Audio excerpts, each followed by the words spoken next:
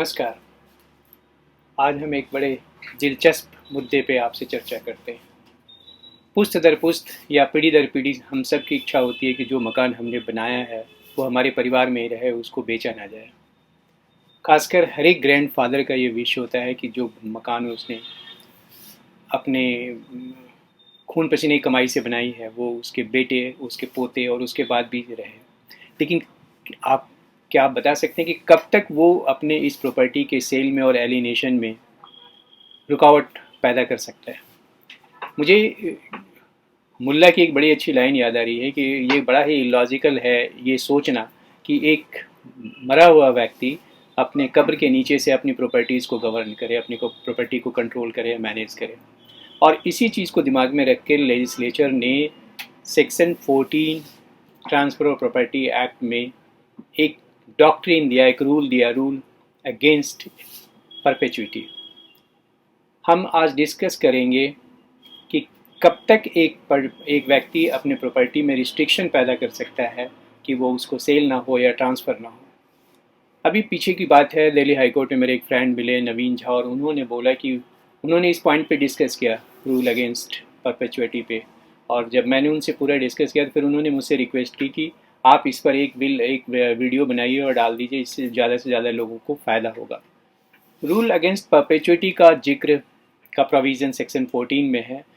Perpetuity का simple मतलब होता है इंडेफिनिट पीरियड के लिए, और उसको हिंदी में कहें तो शाश्वत या अनवरत उसकी मीनिंग हुई।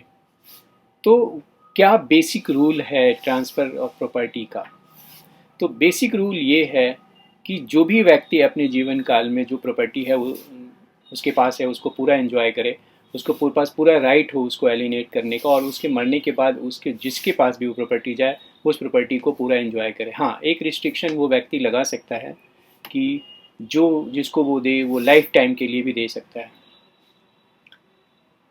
अब कैसे जो क्या क्या प्रोविज़न स्पेसिफिक डाला गया है और क्या टाइम पीरियड तय किया गया है सेक्शन 14 ट्रांसफ़र प्रॉपर्टी एक्ट में, जिससे कि प्रॉपर्टी में जो इंटरेस्ट है वो ट्रांसफ़र ना हो। अगर उसके उससे ज़्यादा लंबे समय के लिए ट्रांसफ़र अगर रिस्ट्रिक्शन डाला गया है तो वो वैलिड ना हो। सेक्शन 14 ये कहता है कि जो प्रॉपर्टी का ट्रांसफ़र पोस्टपोन नहीं किया जा सकता है। अगर किसी लिविंग व्यक्ति के पास है तो उसके लाइफ के बाद, और अगर किसी अनबॉर्न के साथ है या माइनर के साथ है तो तब तक उसकी माइनॉरिटी पूरी नहीं होती है। अब इसको समझने के लिए हमें सेक्शन 13 थोड़ा समझना होगा, जो ये डील करता है कि जो अनबॉर्न चाइल्ड है उस पर कैसे प्रॉपर्टी ट्रांसफ़र किया जा सकता है। इसके पहले हम आगे बढ़ें, आपको बताएं कि section 5 transfer of property act बड़ा क्लियरली ये कहता है कि जो ट्रांसफ़र ऑफ प्रॉपर्टी है वो लिविंग पर्सनस के बीच में ही केवल हो सकता है। तो कैसे जो अनबॉर्न चाइल्ड है उसको ट्रांसफ़र करें? तो सेक्शन 13 में ही इसका एक प्रोविज़न डाला गया है कि जो अनबॉर्न चाइल्ड है अगर उसमें कोई राइट ट्रांसफ़र करना है तो उसके पहले एक लिविंग बीइंग के जो व्यक्ति जीवित व्यक्ति है उसमें आपको लाइफ इंटरेस्ट क्रिएट करना होगा, ताकि उसकी लाइफ इंटरेस्ट या उसकी लाइफ के बाद वो प्रॉपर्टी में राइट इंटरेस्ट और टाइटल जो अनबॉर्न चाइल्ड है उसमें ट्रांसफ़र हो जाए। जो ये डिग्री ऑफ ट्रांसफ़र है किसी भी बेनिफिशियरी में और अनबॉर्न चाइल्ड में, वो 3 स्टेजेस में होता है। सबसे पहला स्टेज है जो कंसेप्शन का स्टेज है, जहाँ पे वो इंटरेस्ट क्रिएट हो जाता है उस बच्चे में जब वो बच्चा अपनी मदर के गर्भ में होता है। उसके बाद जब वो बच्चा जन्म ले लेता है तो उसमें वो राइट वेस्ट हो जाता है, उसमें निहित हो जाता है, और जब वो मेजर हो जाता है तो वो उसका इंटरेस्ट एब्सोल्यूट बन जाता है, जिसमें उसके पास पूरा अधिकार आ जाता है कि वो प्रॉपर्टी को एंजॉय करे, उसका कब्जा उसके पास हो, उसको वो बेच सके या उससे निकले हुए जो भी फ़ायदे हैं उसको वो यूज़ कर सके। तो अब ये क्वेश्चन होता है कि ये जो परपेचुइटी में लिमिट है वो कितना है, कितने पीरियड के बाद वो लिमिट ख़त्म हो जाता है। तो इसको समझने के लिए हमें समझे कि जब प्रॉपर्टी ट्रांसफ़र होता है वहाँ से टाइम पीरियड शुरू होता है, और जिसमें लाइफ इंटरेस्ट है वो उसके पूरे लाइफ टाइम तक, और उसके बाद अगर बच्चा अनबॉर्न है तो जितना उसका जेस्टेशन पीरियड, अगर बच्चे की अगर वो गर्भ 3 महीने का है तो 6 महीना वो बचा वो ले लेते हैं, और फिर उसकी मेजोरिटी जो 18 ईयर्स है। मैक्सिमम किसी प्रॉपर्टी में रिस्ट्रिक्शन यहीं तक लगाया जा सकता है, इसके बाद अगर कोई रिस्ट्रिक्शन लगाया गया है तो वो वाइड होगा, इनवैलिड होगा। अब एक बात बताऊं कि जो ट्रांसफर ऑफ प्रॉपर्टी एक्ट में ये प्रोविजन है सेक्शन 14, सिमिलर, बिल्कुल सिमिलर एक provision section 114 114 transfer Indian succession act में है।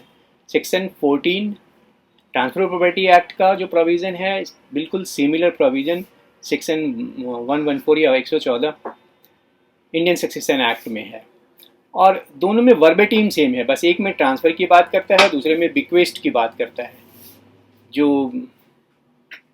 विल के ज़रिए बिक्वेस्ट होता है उसमें भी परपेचुइटी तक आप किसी के एक पीरियड, जो पीरियड है वो उससे ज़्यादा लंबे समय तक प्रॉपर्टी के इंटरेस्ट को आप रोक नहीं सकते, और उसके रिस्ट्रिक्शंस नहीं लगा सकते एब्सोल्यूट ट्रांसफ़र में या एब्सोल्यूट बिक्वेस्ट में। अगर उससे ज़्यादा पीरियड के लिए अगर कोई रिस्ट्रिक्शंस लगाया गया है तो वो इनवैलिड होगा, वो बिक्वेस्ट ही इनवैलिड हो जाएगा, जैसे यहाँ पे ट्रांसफ़र इनवैलिड हो जाता है।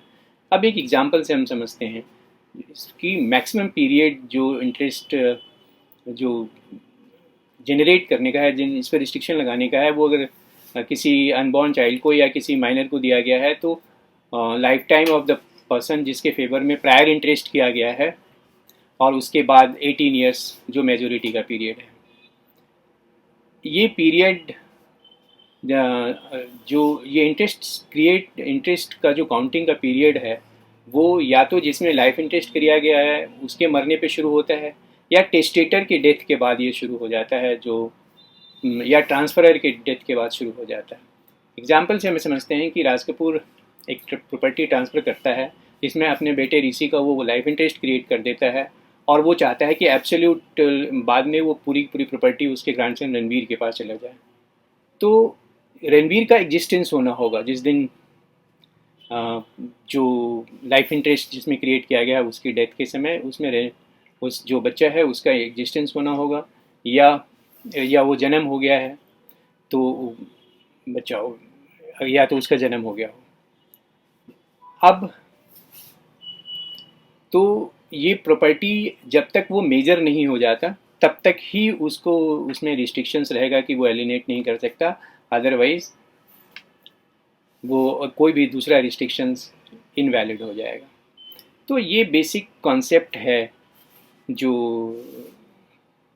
रूल अगेंस्ट परपेचुइटी का कॉन्सेप्ट है इंडियन सक्सेशन एक्ट में या ट्रांसफर ऑफ प्रॉपर्टी एक्ट में।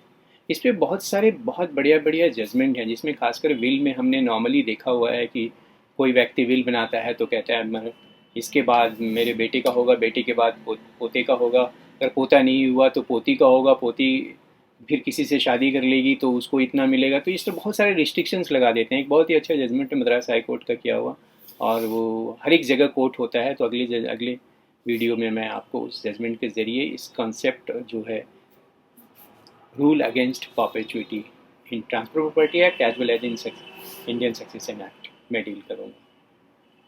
अगर वीडियो पसंद आया तो आप लाइक कीजिए, सब्सक्राइब कीजिए, और अगर कोई भी ऐसा इशू है कि जो आपके इस कॉन्सेप्ट से जुड़ा हुआ हो। मैं एक और आपको केस का जिक्र करूंगा जो मेरे फ्रेंड ने रिसेंटली डिस्कस किया था मुझसे, और बिल्कुल सिमिलर कॉन्सेप्ट पे था। तब तक के लिए नमस्कार।